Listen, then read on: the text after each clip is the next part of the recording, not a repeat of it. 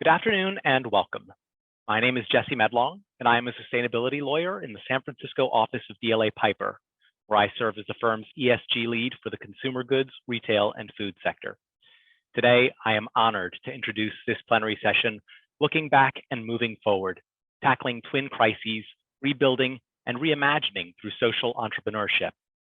In this session, Cheryl L. Dorsey will discuss the role of social entrepreneurship as we reimagine and rebuild the world amid a global pandemic and a nationwide reckoning with racial injustice. Cheryl is the president of Echoing Green, a global nonprofit that supports emerging social entrepreneurs and invests deeply in their ideas and leadership. A social entrepreneur herself, Cheryl received an Echoing Green Fellowship in 1992 to launch the Family Van, a community-based mobile health unit in Boston. Cheryl has served in 2 presidential administrations and currently serves on several boards, including the Bridgespan Group and Skoll Foundation.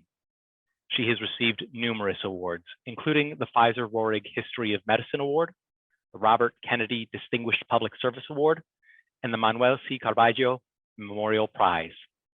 Cheryl was named one of America's best leaders by U.S. News and World Report and the Center for Public Leadership at Harvard Kennedy School, and one of the nonprofit Times Power and Influence Top 50. She has a medical degree from Harvard Medical School and her master's in public policy from Harvard Kennedy School. So I can think of no better person to speak to us on these topics. Following the conclusion of Cheryl's remarks, we'll hear responses from 2 speakers, Alicia Plurhoples of Georgetown University Law Center, where she is the director of the Social Enterprise and Nonprofit Law Clinic, and Jonathan Ung of USAID and the Grunin Center's own advisory board. And now, without further ado, please join me in welcoming Cheryl Dorsey. Thank you so much, Jesse, for that lovely introduction. I'm just so pleased to be joining everyone as part of the 2021 annual conference on legal issues and social entrepreneurship and impact investing in the U.S. and beyond. I want to start by thanking the co-sponsors, the Grunin Center for Law and Social Entrepreneurship at NYU School of Law, as well as the Impact Investing Legal Working Group. So the name of my talk, as Jesse shared, really does connote and bring together not only my thoughts as a longtime practitioner in the field of social entrepreneurship, but also tries to contextualize them in this profoundly interesting and turbulent historical moment in which we find ourselves. You know, Jesse mentioned who Echoing Green is, what we do. We're an early stage funder, as he said, of emerging social entrepreneurs. And we're one of the most important and recognized leaders in the field of social innovation. We launched tomorrow's global leaders by really focusing on 3 streams of work. We find a diverse group of leaders through a global search process. We invest millions in seed funding each year in them and their emerging social enterprises. And 3, we work hard to connect these leaders to the Echoing Green and broader social innovation community through knowledge, through well-being supports, and the work of building power amongst these leaders. Echoing Green, is just mentioned, is a proven angel investor in best-in-class impact for social entrepreneurs. I'm proud to say that we've helped to diversify the voices in the social innovation space. About 75% of our U.S. fellows are leaders of color. About 50% of our fellows identify as women. About 75% of our fellows are proximate. They are of the communities they serve. And, you know, since 1987, we've invested in around 850 transformational social change leaders working in over 90 countries around the world. These leaders work across a variety of programmatic areas and increasingly are leveraging diverse corporate forms to drive social change. And I know that we really only have a short time together, but in that time, I'm hoping to share with you all 7 field level observations or musings, if you will. My hope is that not only will they be edifying, but also serve as fodder for your follow-on conversations, especially where my remarks intersects with the 6 conference themes of this year. Okay, so let's get started.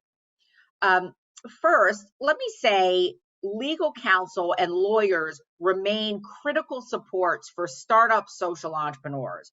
You know, at Echoing Green, we often emphasize the importance and necessity of a strong and supportive ecosystem to be that rising tide that lifts the boats of emerging social entrepreneurs. And this kind of support can vary from organization to organization, but for us, the ecosystem is vital and includes not only our social entrepreneurs and their peers, but also donors and supporters and partners, including trusted expert advisory groups who consult with our fellows on everything from their emotional well-being to helping them work through organizational structure. Here at Echoing Green, we actually have a legal advisory group, acronym LAG, our pro bono advisory committee that provides our fellows with critical, timely legal advice as they navigate the social entrepreneurship and impact investing fields. I'm going to do a quick study of another example of how vital legal support has been to our social entrepreneurs over the years. One of our social entrepreneurs, named Danelle Baird, started a triple bottom line company called Block Power, which was really driving to optimize around both social and environmental impact along financial return and investment. However, as he was going out to raise capital after hundreds of conversations, he simply wasn't getting the terms that were providing him with the kind of patient, risk tolerant capital that he thought were truly aligned with Block Power's goals. Eventually, Danelle ended up raising a series of rounds from venture capitalists in a quick trip to Silicon Valley. And while they didn't call themselves impact investors, their investment terms were much more closely aligned with Block Power's mission vis-a-vis the impact investors that Danelle had initially sought out. We heard this kind of story time and time again from many of Echoing Green's social entrepreneurs who were trying to raise impact capital. What we were finding and hearing time and time again was that these social impact entrepreneurs were facing challenges far beyond what typical startups were encountering. Our fellows were telling us that they were receiving terms from impact investors that didn't align with their social mission. And at the seed stage, they actually just didn't have access to or were unable to pay for quality legal services. So ultimately, what ended up happening is that many were agreeing to unfavorable terms to get the financing that they needed to scale their meaningful work. And of course, this was compounded by the fact that they had not had access to a social enterprise friendly financing template that they could bring to the investors to really start and catalyze these conversations. So what ended up happening in Echoing Green's case is that we were able to go to our wonderful friends and supporters from Sullivan and Cromwell, which helped us work with our fellows to create a really unique instrument called the Seed Impact Investment Template Note, or SEED-IT for short, to empower emerging social entrepreneurs in our community. And this template, this financial instrument, was designed for debt investment into an early stage social enterprise by investors who were primarily concerned with advancing the social or environmental mission of the company and not as much with earning a speculative financial return on that investment. It really did and still continues to offer social entrepreneurs an alternative to traditional debt financing terms. I'm really excited to say that that SEED-IT note continues to be used within our community and is increasingly gaining traction amongst other early stage social entrepreneurs who need this kind of legal support and template to do their work. The second observation that I would like to share moves beyond the individual relationship between the lawyer and the social entrepreneur, but asks lawyers like those assembled to really think about your role at an ecosystem level. Look, at a time when the scale and scope of our problems globally continue to grow and become even more complex, as well as the fact that the field of social innovation becomes increasingly more mature, there really is an increasing need for the legal community to engage in critical ecosystem and field building work. I think we all know when we sort of look across the social enterprise ecosystem, social enterprises really do continue to face a number of important barriers related to legal frameworks, regulatory frameworks, issues around access to financial resources, access to market concerns, the need for business support and development structures, an ongoing need for training, opportunities around workforce development considerations.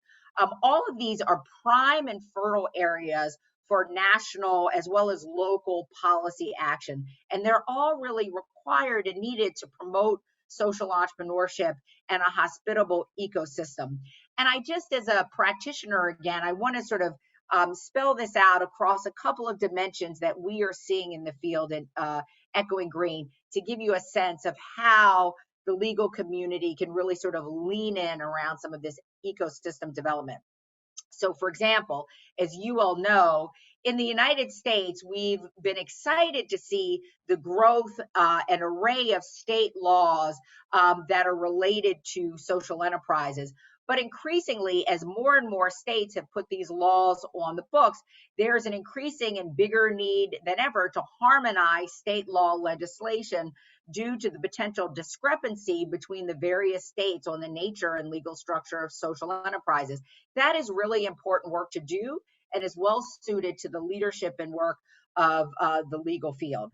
Second, I know that we are all spending a lot of time thinking about the work of the SDGs, or the Sustainable Development Goals. We'll all recall that in 2015, the UN General Assembly adopted 17 SDGs as part of its 2030 Agenda for Sustainable Development. And obviously, I won't go through the 17 numbered SDGs, but to sort of cut to the chase, we know that the SDGs are and continue to be viewed as a framework for shaping and prioritizing business strategy and associated reporting. But over time, as this has begun to play out, there are all of these interesting implications that, from my point of view, really overlap with a lot of the work and thinking and leadership of the legal community. So, for example, over time, a lot of this work related to the SDGs have been incorporated in a growing number of ESG assessment frameworks. Secondly, the SDGs are also beginning to shape investment structures. So, for example, insurers have begun to market SDG bonds, which are bonds that are earmarked to raise money for projects that align with SDGs. You know, we just have to think back to a year ago this time, when the UN Development Program released new standards for consultation that aim to guide private equity fund managers and bond issuers in directing investments towards the SDGs. These are all issues that legal talent and legal practitioners have got to lead on and sink their teeth in to help others and the legal community navigate this space. Echoing Green is part of a really interesting group called Catalyst 2030, which is a global movement of social change innovators. There are now more than 600 of us who are part of this collective. We are NGOs, social entrepreneurs, intermediaries, funders, and others who have come together under the umbrella of Catalyst 2030, recognizing that it is more urgent than ever to collaborate to achieve the UN SDGs by 2030, because at the rate we're going, we will not achieve these milestones. As part of the work that Catalyst 2030 did as a community was to recently release an interesting report called New Allies: How Governments Can Unlock the Potential of Social Entrepreneurs for the Common Good. And I hope some of you will take the time to look at the report, which is really a blueprint and rallying cry for how governments can work in partnership with social entrepreneurs in new ways that can drive better results for communities in need. And part of that really speaks to some of the legal issues that I'm sure must be front and center for many of you joining this conference. So there's a whole set of questions and considerations around how do we create a better legal and regulatory framework that really creates space for policy experimentation and pilots. So, for example, where innovative ideas conflict with existing policies or regulations, it is often difficult, or as you all know better than I do, even illegal to test these new pilots, these new ideas. We only have to look to the realm of technological innovation, where in multiple countries, they have begun using so-called regulatory sandboxes, which are allowing for the development and testing of new technological solutions in a controlled and time-limited setting, despite their non-compliance with existing regulations. There's a really interesting hypothetical to be had. Could government players use similar measures to enable the testing of social innovations, thus generating valuable data on their effectiveness and potential adjustment needs before they're considered for institutionalization on a larger scale? That's a rhetorical question. I would posit that the answer to that should be yes. And the work of lawyers like you all to help create that opportunity, I think, is really important. Third, going back to some of these watchwords, including complexity, we are seeing the level of complexity in our field sort of grow up alongside the challenges we're all trying to conflate. I've been a part of this work of social enterprise, social entrepreneurship for well over 20, 25 years now. And it was interesting in the early days, the work of social entrepreneurs really sort of lived along the spectrum of corporate philanthropy and occasionally in the CSR world. You're now increasingly, with the evolution of corporate forms for so many social enterprises, seeing the conversation expand for social entrepreneurs into the world of ESG. Sort of, they're all now increasingly in conversation with one another.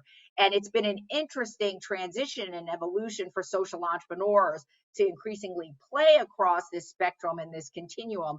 But I think the message I would like to underscore for this conversation is that because of this increasing role and ascendance of ESG, there's a real requirement and increasing demand for lawyers to be ever more involved.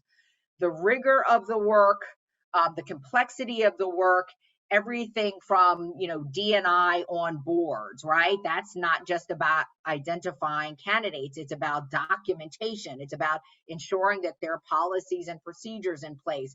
How do you bring an ESG lens to the work of M&A and IPOs? The level of rigor is different and complex.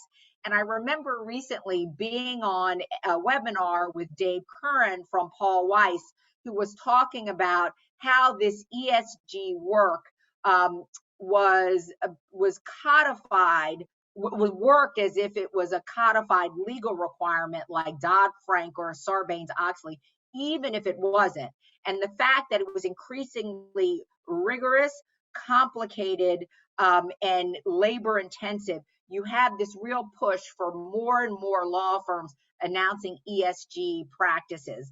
But I would say all of these things together, sort of some of the work we're seeing around sort of the SDG work, some of the things that we're seeing around support of social entrepreneurs in corporate form, this ESG conversation, it is actually all playing out and happening as the ecosystem, despite the advances made, still a poorly understood and weakly supported ecosystem overall. It's still too nascent, it is still too fragmented, and it's still too incoherent from the point of view of for-profit social enterprises or other social impact first vehicles. So in order for us to truly be able to mature and allow these social enterprises to reach their full potential, we really do have to think more about how we develop this ecosystem in a much more deliberate, coordinated, and dare I say, accelerated manner. That's the only way we're going to get to scale the kind of impact that the social enterprises that we work with are driving towards. The third observation I will make is very much of the moment, and it is an admonition to the legal community that you all must be prepared, just like the rest of us in civil society, for how we're all going to begin to reemerge, rebuild, and reimagine society post-pandemic. The foremost scholar of epidemics in society, Professor Frank Snowden, talks about the role of pandemics in society. And he talks not only about pandemics as really holding a mirror up to us. They really simply just amplify the structural inequities that have already and always existed in societies, but they also offer an opportunity to help us reimagine the way forward on the other side. And I think we are all sort of coming out of this very difficult year and a half, but there is promise as we look to the future. And in preparing for this talk, I actually went back and did a lot of reading for how legal practitioners thought about and assessed what they learned after the Hurricane Katrina disaster. I will say there's so much credit that goes to the legal community who really stepped up in such a phenomenal way after that horrific disaster. And I would say it's a slow rolling place-based disaster versus this global pandemic that we are still sort of working our way through. But nonetheless, when you look back at Hurricane Katrina, we can never forget that there were over 1,800 lives lost, over 1 million survivors were displaced from their homes, and there was over $100 billion at least in property damage, making Katrina the costliest hurricane in US history. And the legal profession again learned a great deal about what was required to not only support impacted communities in that moment, but what they did to help set up the process for rebuilding lives, economies, and communities. And I think it's worth taking a couple of minutes just to sort of tick through what some of those lessons, because I think they're going to be very relevant for the legal community as we all come out of the pandemic. And impacted communities and disproportionately impacted communities are really going to look to you all as key supporters and leaders in guiding the way through. So the first lesson is, know which legal issues to expect and when they will arrive. Following any disaster, whether it's a time-bound natural disaster or something like COVID, legal problems emerge in waves, and there are going to be different needs that are going to come into play at different times in the recovery process. So being prepared for that is important. Second lesson is one of coordination. And the notion of how do you at scale begin to coordinate volunteers in the context of a disaster like a pandemic or a hurricane. It takes on its own unique set of challenges. There's a process of anything from establishing special waivers for use of out-of-state attorneys. That came up time and time again in Katrina, and I think it could be something that could come into play again as we get past this moment in COVID-19. There's also a whole set of coordination and almost logistical considerations of how do you set up legal delivery systems. Everything from recognizing that volunteer attorneys are not necessarily going to be enough. You also have to include a mixture of staff attorneys, and there's a whole level of coordinator role that's required to make sure the puzzle pieces fit and execute well on these important offerings for impacted communities. Third lesson, the importance of embedding services on site, whether in local venues like churches, food pantries, anywhere where emergency and recovery staff are located, and recognizing that time and time again, proximity really matters, and locality and being proximate is always the best way to reach people. Lesson 4, really thinking hard about how funding is being distributed is always a necessary part of ensuring equity and fairness in any recovery process.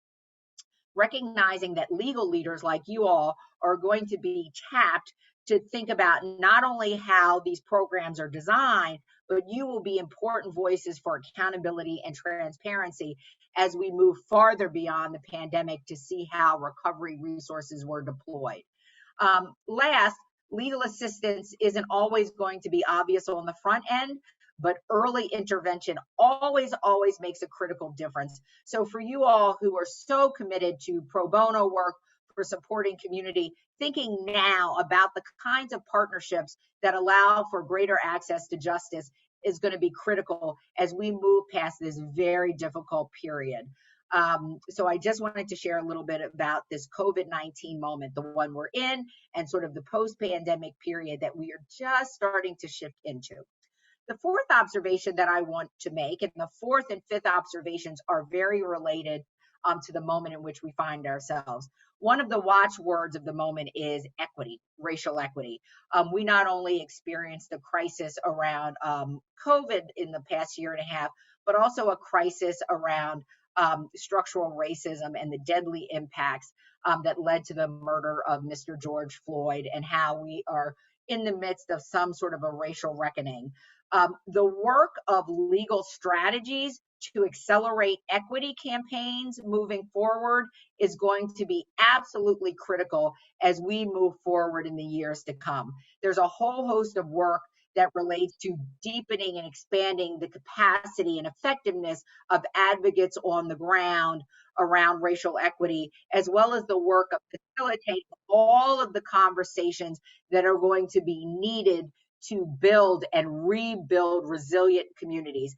And when you think specifically about some of those strategies that are relevant to the work that you all do, I ask you to keep 4 of them in mind that will be increasingly critical from my perspective.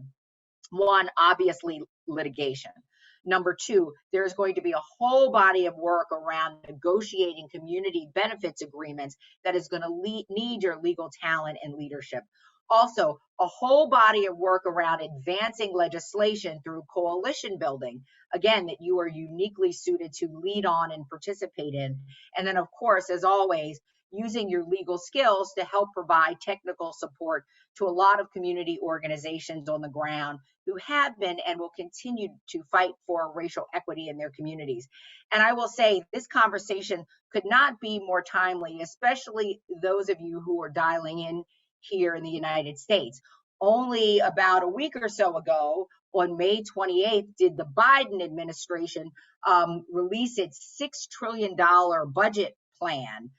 We have to go all the way back to his inauguration, when President Biden vowed that his administration would see everything through the lens of racial equity, and that this administration was going to make it the business of the whole government to lean in on racial equity. So the budget, as a document of accountability, is the first step in beginning to make good on those promises.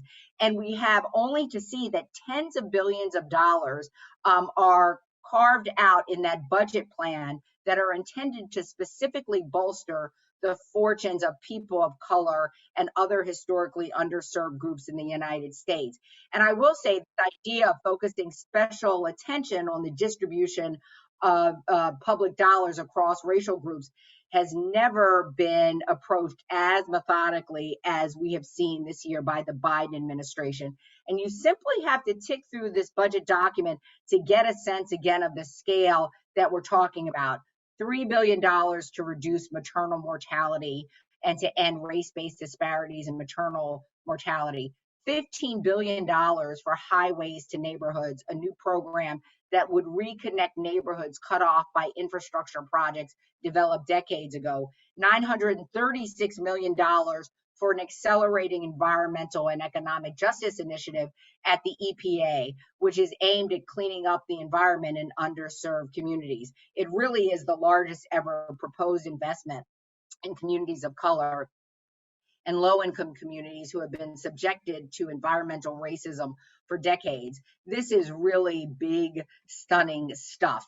So asking you all as practitioners and leaders to keep in mind your roles and responsibilities, not only from a legal perspective, but also even supporting on the role of high quality, publicly accessible data to ensure that we can continue to analyze and track these racial inequities, as well as the really important work that you can do to help support some of the needed changes on modernizing regulatory review or ensuring that equity priorities continue to move through federal regulations.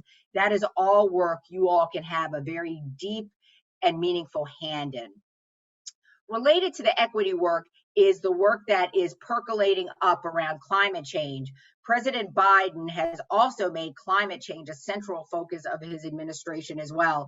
And you only have to look at their pronouncements as well as their budget document to note that the administration has stunningly ambitious and far-reaching goals in this respect.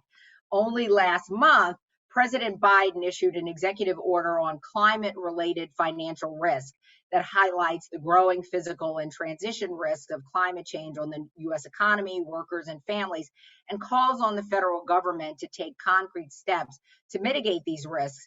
I have no doubt that as part of your conference, you all will be digging into this executive order because there are really interesting areas of focus across this executive order, from climate-related financial risk strategy, assessment of climate-related financial risk by financial regulators, resilience of life savings and pensions, federal lending, underwriting and procurement, and long-term budget outlook, which is part and parcel of the work that many of you think about, not only through the lens of social entrepreneurship, but also impact investing.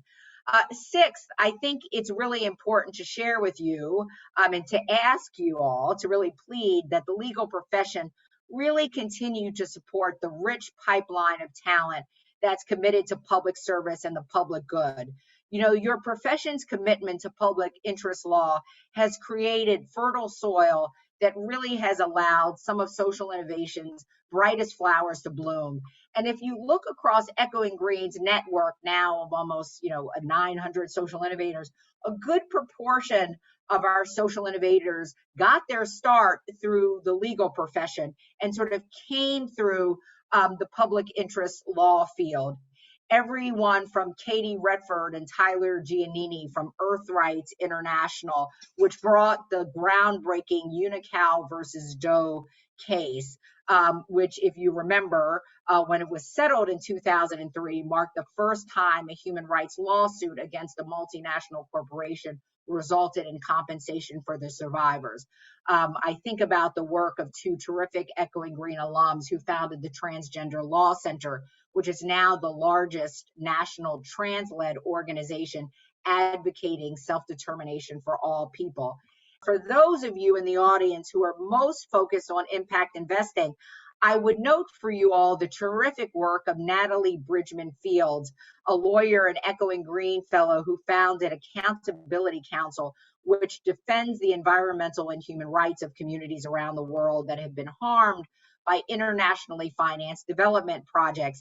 Accountability Council is the world's only legal organization that is dedicated to working with affected communities to make sure that their voices are heard and that institutions are held accountable if they cause harm.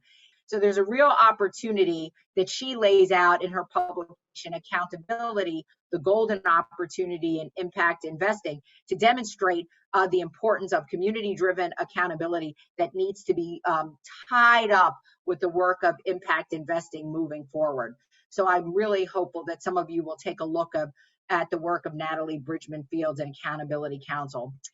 I think what I will leave you with, and I apologize for ending on somewhat of a somber note, but I'm sure it is in the front of your minds as legal practitioners who got into this work because you believe in the power of law as a force for good. You believe in the rule of law, but so many of you, so many of us are doing our work currently amidst really troubling democratic setbacks here in the United States, in Europe, and other places around the world.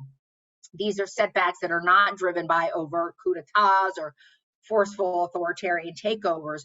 Rather, this democratic backsliding is occurring through incremental steps and often under a legal facade.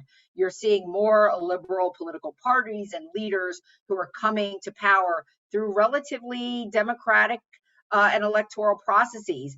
And so our democracies, the democracies in which most of us work, are under severe stress, and their institutions, their norms are being increasingly undermined by liberal actors, and their vulnerabilities are being exploited by external forces that are truly bent on weakening democracy's appeal.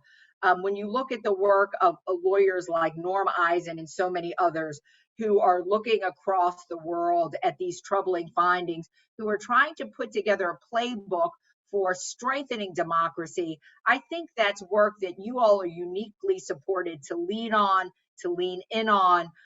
because of your particular training, your commitment to rule of law, and recognizing that sort of the old tools of democracy support must be adapted to current realities, and everything that you came of age and trained to do, you must now add to your toolkit, everything from mobilizing voters in new ways, exposing the ways in which would-be authoritarians are mimicking but actually violating the rule of law. That is something really essential to safeguarding our democratic practice and this great democratic experiment, certainly here in the US and countries far and wide.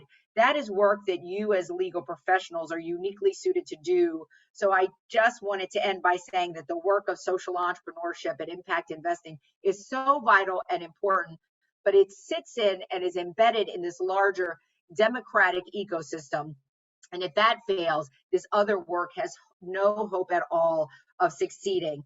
So I left you with a broad array of musings and observations. They are all important, they all are necessary, and they all require the leadership of legal practitioners and experts like you to drive progress at scale for some of our most important social impact issues. So I appreciate taking the time, and I'm looking forward to learning more from you throughout the course of the conference. Thank you so much for your time and attention.